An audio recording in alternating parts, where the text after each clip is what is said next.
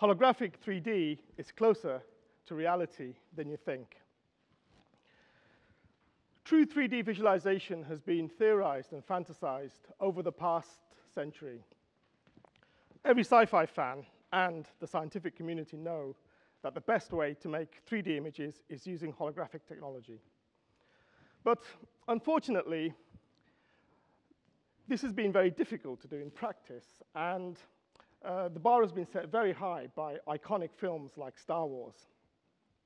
And while holograms were popular in the 80s and 90s,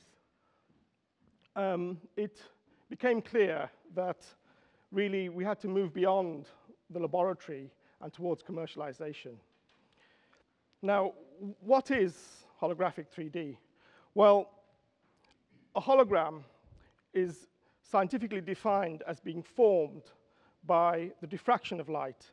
Diffraction is when light comes and strikes a structure that's about the same size as the light, and it makes it scatter in different directions, and we can control that.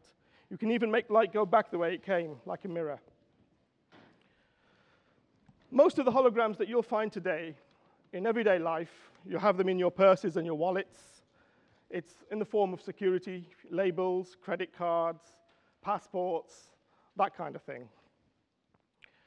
Now, holographic 3D, it had a long history, and those are not the kind of holograms that we want. So over the last 15 or so years, there's been a lot of research and development, mainly by high-end institutions like the military, like MIT Media Labs. And they've developed a technology called a holoprinter, a holographic printer. This is a big machine that can print what are called digital holograms. And we can take any kind of 3D image and make a digital hologram out of it. Now, this is a giant laser printer. It prints dot matrix style holographic dots into a photopolymer material. And each dot is encoded with a unique view from its own perspective. And this is done with red, green, and blue lasers. It takes a couple of hours to produce a hologram like this.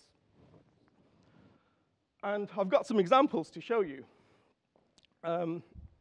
So here's one example. It's a life-sized holographic image, 1.7 meters tall, 6 feet tall.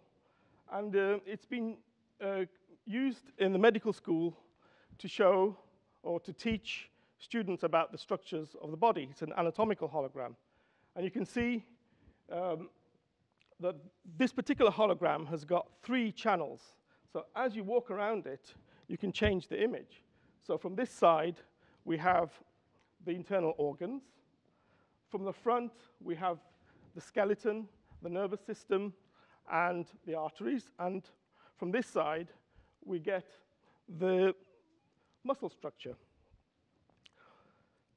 Because we can control each ray of light coming from each point on the surface of the hologram, we can do this channeling and show different things from different angles.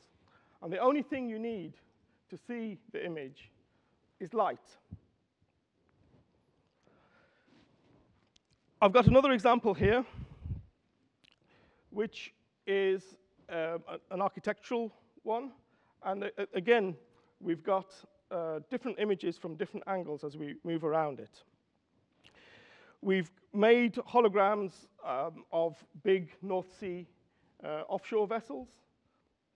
And for scientific projects like CERN, in celebration of the Higgs boson, for example, where we made a hologram of one of the detectors on the 27-kilometer Large Hadron Collider.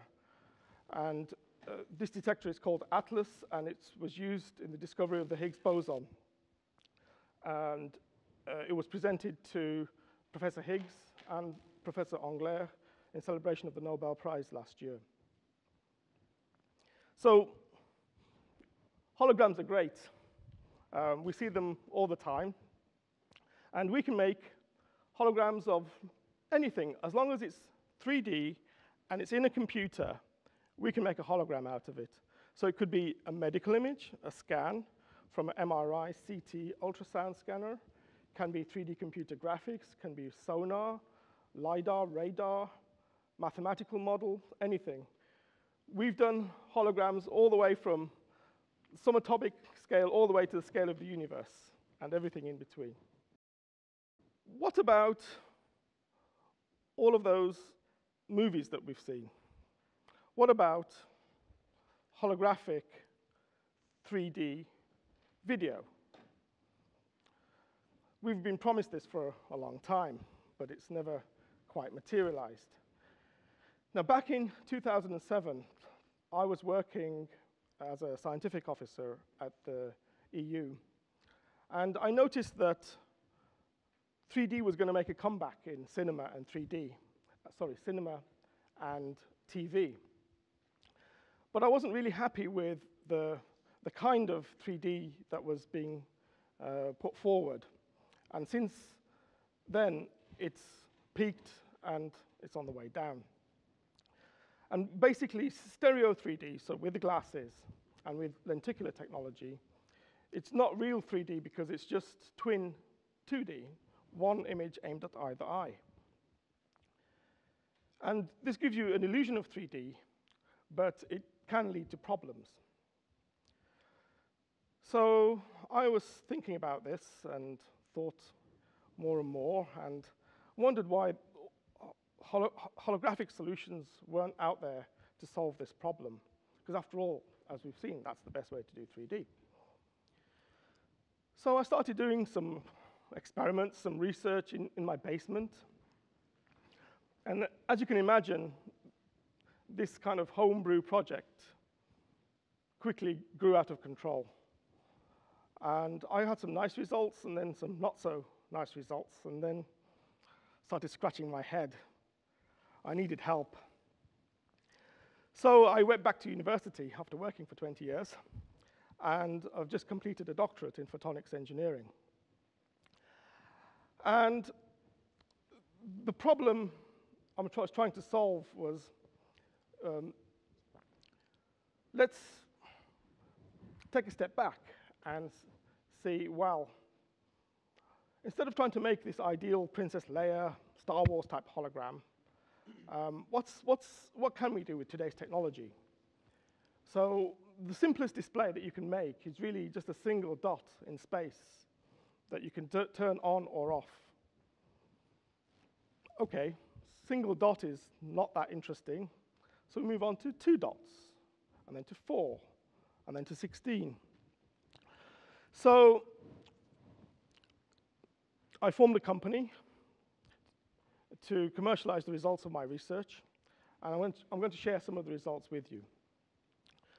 So the first generation display, which I made 3 or 4 years ago, is a very simple display. It can show very basic icons, images, symbols, like a clock radio type stuff.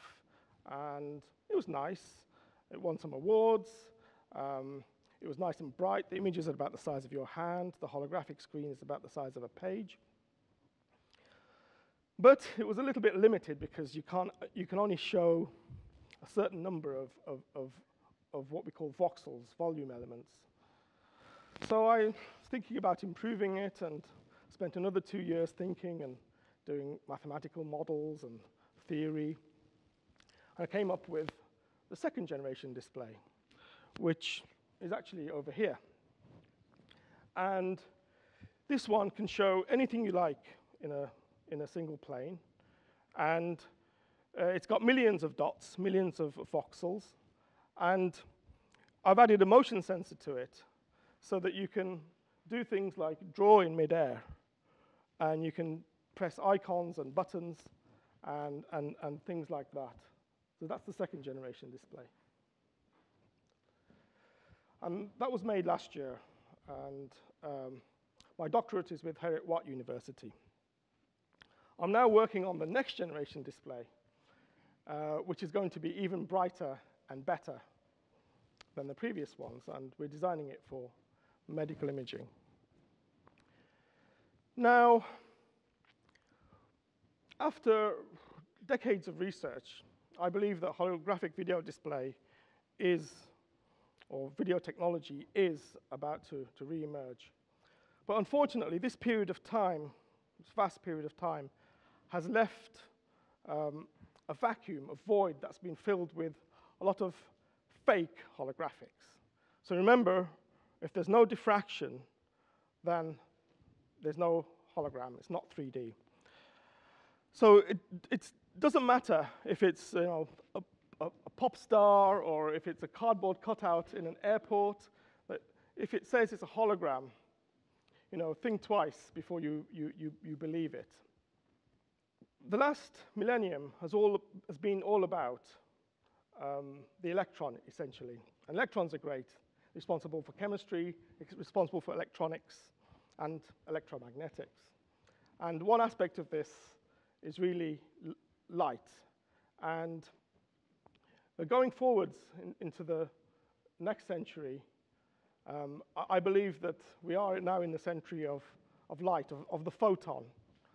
And to celebrate this, the United Nations has recognized 2015 as the International Year of Light.